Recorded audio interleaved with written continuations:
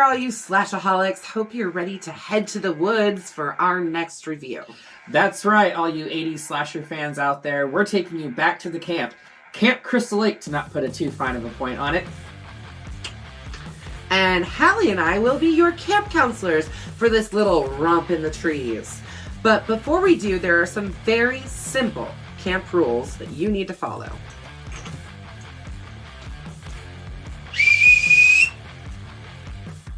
Alright, listen up, all you butt stains, because we're going to lay down these simple rules that you should be able to follow.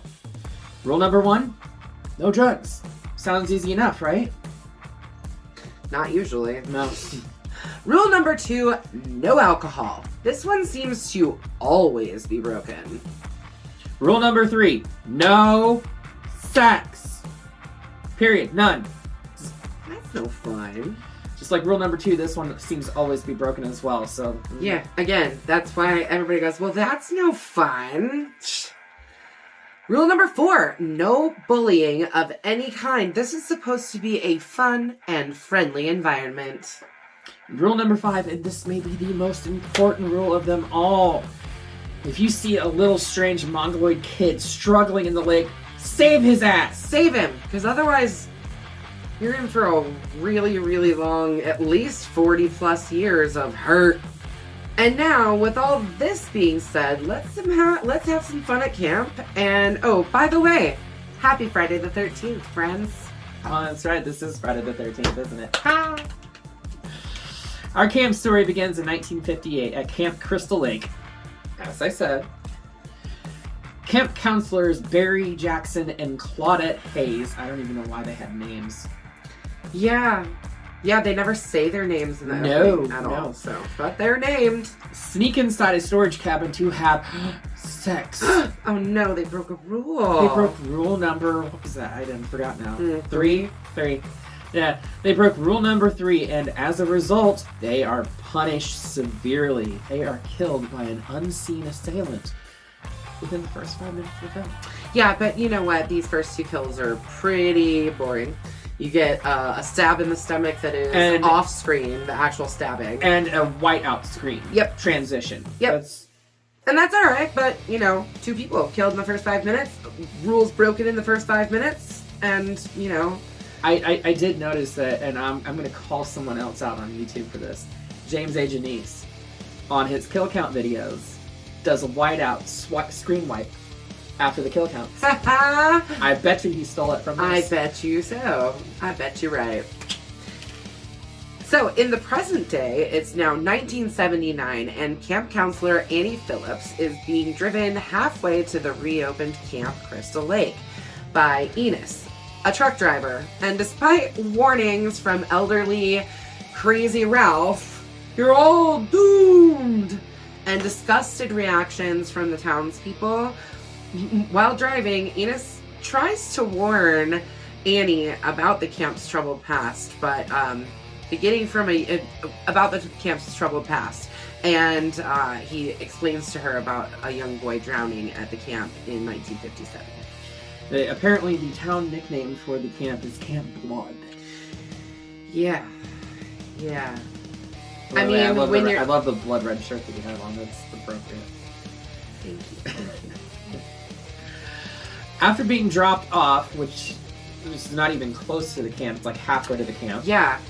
I guess maybe because the townsfolk don't like going up to the camp. I get it. But she's dropped off by a cemetery. Yeah. That's always, and she starts just like trekking through the woods. Right. She hitches another ride from an unseen person who drives her past the camp. Yeah. To which she promptly questions, and rightly so. She happens to escape by jumping out of the Jeep. The killer chases her into the wood, only for her to still have her throat slashed by the unseen figure, giving us our first makeup effects from the brilliant mind that is Mr. Tom Savini. Yes, he did all of the, him and Taso something. We'll talk about him later when we talk more about effects and stuff. They did all of the effects work on this film, and let me tell you, some of the innovative things that Tom did in this film were just things that had never been seen before. And I think that's what gave a lot of the fear factor to this film was that coupled with the unseen assailant. And the kills coming from the killer's point of view, too. Absolutely. But Tom Savini, just to give you a brief background on him, I know we've talked about him before. We talk about him all the time. We love him. But he's one of our favorites, and there's good reason for that. He is a master of his craft. He got his start he's always been like intrigued by like magic and magic effects and everything like that, which is kind of how he got into the makeup effects. Yeah. But what he did before all of this, he was a photographer in the Vietnam War. Yeah. And he saw some really messed up shit that gave him PTSD that he parlayed into movie magic. Yeah. He knew what it was supposed to look like because he has experienced this before in real life. And he was able to really make that happen on screen. Especially with this first kill. Like, we were just talking about this right before we started recording, about how well this translates to, like, 4K when you're watching it on a big screen. The only thing that is slightly off is just that you can see the color is slightly different from her skin. Right. But that didn't translate in early film when this was, shot on 35 millimeter. Yeah, or whatever and it was. you couldn't see that in a theater, and you couldn't tell on a tape when you were watching it at home. So, I know. I mean, like, that's the only thing that didn't translate well, and I find that to be really a testament to how good Tom Savini's work is. Oh, absolutely. 100%. Absolutely. So back at camp, counselors Ned, Jack, Bill, Marcy, Brenda, and Alice, along with owner Steve Christie, refurbish the cabins and facilities, and a thunderstorm is approaching. So Steve, of course, leaves camp and leaves all of the counselors there just by themselves. He says he's going to get, supplies for camp, but, later we see him just, chilling, eating pancakes, drinking coffee in the local diner. Steve Christie don't care about them counselors. He brought them out there to die. Anyways... not to dull it down or anything, but yeah, no, they're all there to die, basically. Yeah, he brought them kids out there to die. The Christies! Anyways, so, as all of this is happening, Ned sees someone walk into a cabin and, of course, follows them. And, meanwhile, Jack, who is played by good old Kevin Bacon, and Marcy go into one of the camp's bunk beds to get it on, baby.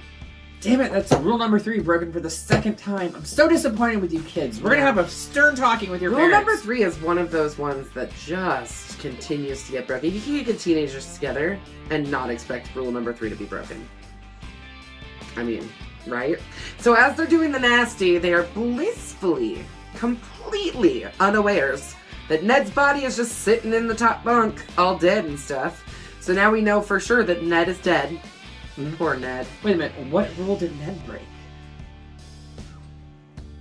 And he got killed off screen, no less. Poor Ned. Pitiful. He must have been doing something. I mean, other than being a jackass and running around with his jersey tied around his waist like a diaper, I mean... Yeah, I'm gonna say he got killed for cultural appropriation. Because that was the thing in the 80s. Yeah.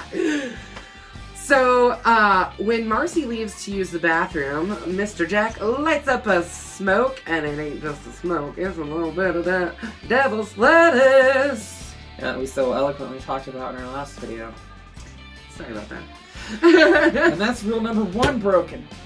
God, these kids, I'm telling you, I expected way better from Mr. Kevin Bacon. Yeah, well, he was just a young child at that point. Or though, maybe that's how he got the name, Kevin Bacon. Thank you, I'm here all week. You're here all the time. So as a result of this blatant disregard of rules, a double disregard of rules, Jack's throat is pierced with an arrow from underneath the bed. Like, literally an arm comes up, grabs him by the forehead, and from under the bed an arrow is stabbed up. And this is also the first time that we've ever seen any kind of kill like this before on film. From this specific angle, yes. Right, from this perspective at least. And there have been other movies that have used the same type of perspective to accomplish the same effects. The one that I can think of off the top of my head that did it probably the next best one was 2008's Iron Man. Okay. When he calls Pepper down into his garage to change out his arc reactor, he's like, his head is sticking out and his arms are, but like from here down is behind the table, and they have a fake body over the top of that, so Pepper can reach her hand down into his chest cavity to pull it out. Yeah. It's crazy. Same principle here. Yeah. So basically, under the bed was Tom Savini and Taso, and they basically, they were underneath the bed, and they actually had a problem with, like, so they had a hand pump with the hose going to the appliance that they used. That when they pushed the plunger on the hand pump, the blood was supposed to squirt out. When they went to push the hand pump the first time, the hose popped off the damn thing, and they didn't know what to do, so Taso grabs the hose and starts blowing the blood out. So we get this nice arterial spray, but we also get this gurgling sound that would be appropriate for a throat stab. Absolutely. And you know what? The funny thing is that when they were filming that, Kevin Bacon had no idea about any kind of problems that they were having with the blood. So when you see the blood squirt up and that reaction that Kevin Bacon's character, that Jack has, is genuine. Mm-hmm. It's very genuine. Kevin Bacon had no idea what was happening underneath that bed. All he knew was that he needed to hold still and just react, and that reaction is perfect. It's probably the kill that most people remember from this film. It was my favorite kill in this film. Absolutely. Hats off to Kevin Bacon and Tom Savini for a job well executed. Mm-hmm. Beautiful. So, the killer then follows Marcy into the bathroom, and honestly, this is the next best one for me. Yep. This is such a cool kill. Yep. Into the bathroom and drives an axe straight into the woman's face, and it looks so good. It looks so real. It's so cool. So Tom Savini told Sean S. Cunningham, the director, that he could do this effect in two different ways, either with a fake body and a real axe, or a fake axe on the actor's face. And Sean was surprised by this, and it is clear why. But needless to say, this is just another reason that Tom is the maestro that he is. You know, to see the prosthetics that they used on her face. They don't show the axe actually going into her face. No, and you don't have to. You don't, because all we needed to know was that axe was real. And right. It hits the light behind it. Like, it gives you all of the sense that, yes, this axe is a real axe. And then we see it in her face afterwards. Mm-hmm. Gosh, is it cool. Hands down. What a cool kill. Now, while all this is transpiring, Alice, Brenda, and Bill are playing, of all things, strip Monopoly. Yeah, like, how do you take clothes off for Monopoly? I guess maybe if you have to pay rent? Yeah, that's literally what it is, because they do that. Instead of rent, you take a clothing item off? Right, but they're still playing with money, so I'm kind of lost in this premise. They're all drinking at the same time, and while their ages are not explicitly revealed in this film, they're clearly underage. It's implied that they're late teens, but not 21. Yeah. Mm-hmm. So they break rule number 2. Yep. And as a result, you bitches gonna die. Yeah, this is a movie that I know we've talked about this before, like with Halloween and how Halloween established a lot of the rules. When Sean S. Cunningham went to make this film, they didn't even really have a premise. They started with the name of the movie. For a year, they ran an ad in a newspaper, Friday the 13th, the greatest scare you'll ever have, or something. Yeah, like that. And they really didn't even have a story. Nope. At all. So when the story kind of came along, it's turned into, basically, I guess Sean S. Cunningham basically said to Victor Miller, right? Like, hey, I want you to write this and really explicitly show these rules. Like, we are going to really, really, really actually rip off Halloween. Yeah, I mean, Sean S. Cunningham basically said, watch Halloween, do exactly what's done there, and just write another story. Just Right. change the story up. So Victor Miller, being the, I don't know, genius. Yeah. I would say at least in his creation of the first film. To an extent. Yeah. He chose to isolate the kids in the most gruesome way fashion by taking them away from everyone and everything, and putting them in no a camp parents, setting. no family, No parents, anybody. no cops, nothing. Out in the middle of nowhere where no one can save them or hear them scream. Which, by the way, this film kicked off the 80s slew of camp killings with, like, The Burning, Sleepaway Camp. I mean, there's really too many today. There's but a lot this of good is the ones, first one that did it. Oh. We'll get So, into those later. Like we said, everyone dies. But there's almost always going to be a final girl. There has to be. That's another rule of horror films, right? Well, I mean, that's what was established with Halloween, so... Yeah, so we gotta have a final girl for our movie. Yeah. When Brenda turns in for the night, she hears a little boy's voice calling for help and ventures outside to the archery range. I'm sorry. In the rain, What? in her nightgown. Like, No, it what wasn't is even a she nightgown. doing? It was just a button-up shirt. Yeah, I mean, she's just literally, like, just drenched.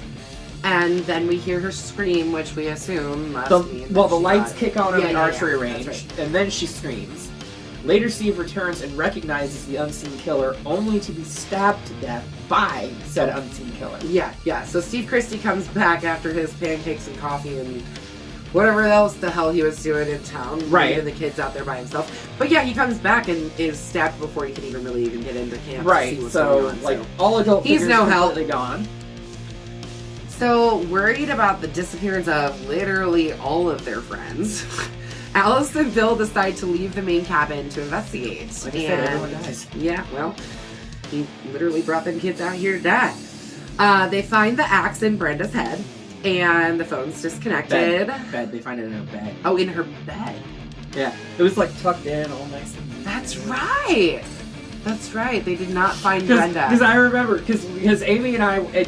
Amy, so you've seen Amy now, or you will have if you have not seen that video yet. I don't know how I'm gonna. That's our how we're lovely gonna end up producer.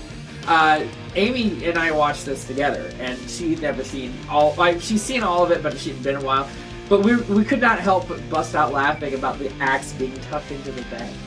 I forgot. I honestly, like, when I was reading my script there, I was like, in her head. Yeah, because that seems right.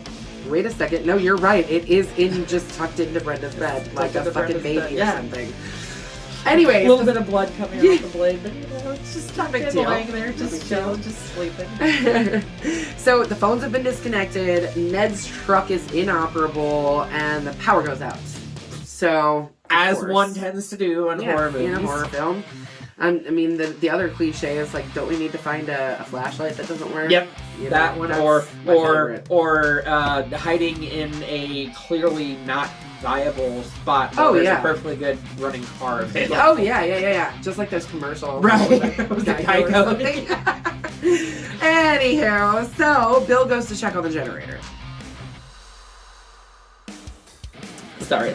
He's a little torched. Alice heads out and finds his body pinned to the generator room's door with arrows. I'll get there. Yeah. She flees to the main cabin to hide, only to be traumatized further when Brenda's body is thrown through the window. I actually have to stop and talk about the whole process of her, like, barricading the door. The door fucking swings out. Yeah. The door swings out, and she's putting stuff in front of the door like the door swings in. Hey, look, we're young teenagers. We're just trying to keep ourselves protected, okay? Okay, so that's gripe number one with this situation.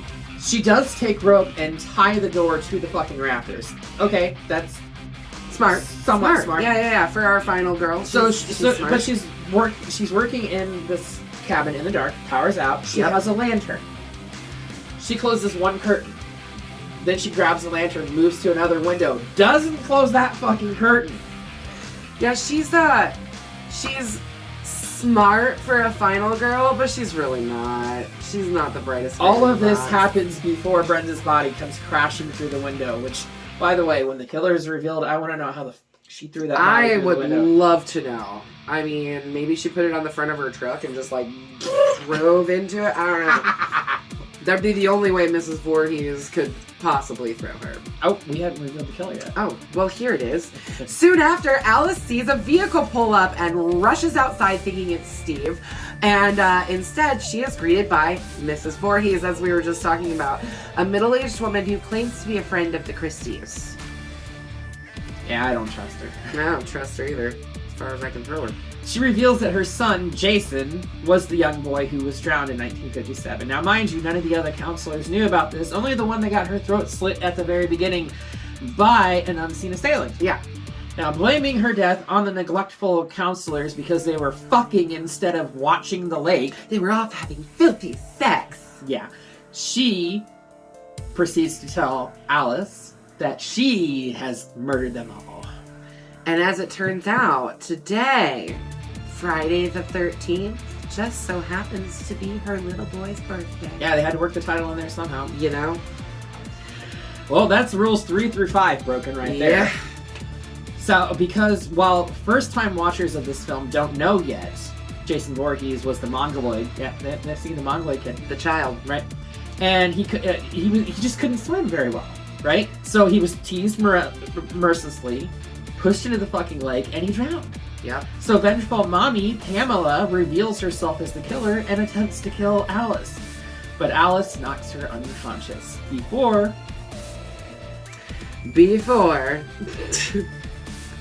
At the shore, Mrs. Voorhees comes back and tries to kill Alice again with a machete.